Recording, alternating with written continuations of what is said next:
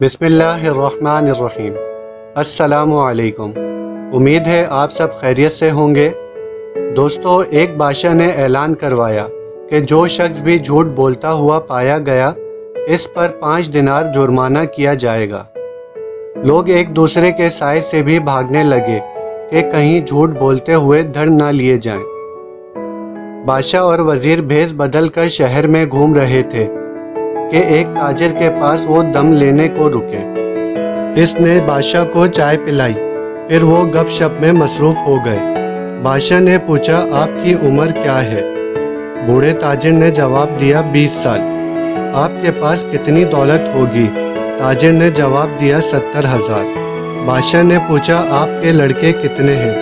بوڑھے تاجر نے جواب دیا، 1۔ واپس آ کر انہوں نے سرکاری دفتر کے اندراج دیکھے اور تاجر کو طلب کیا۔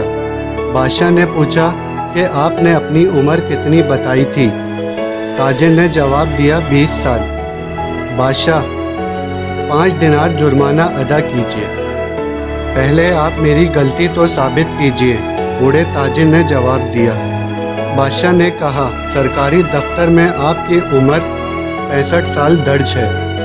جناب، میری زندگی میں 20 سال ہی سکھ چین سے گزرے ہیں، اسی کو میں اپنی عمر سمجھتا ہوں۔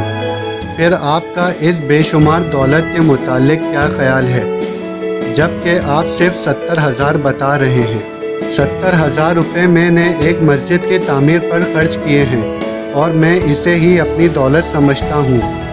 اور بچے، سرکاری اعداد و شمار کے مطابق آپ کے 5 بچے ہیں۔ جناب، 4 بچے نالائق نکلے، شرابی، جواری، بد اخلاق۔ بس ایک بچہ ہی ہے جس کو میں پسند کرتا ہوں، بس اسی کو میں اپنی اولاد سمجھتا ہوں۔ بادشاہ نے کہا، ہم تمہارے جوابات سے خوش ہوئے۔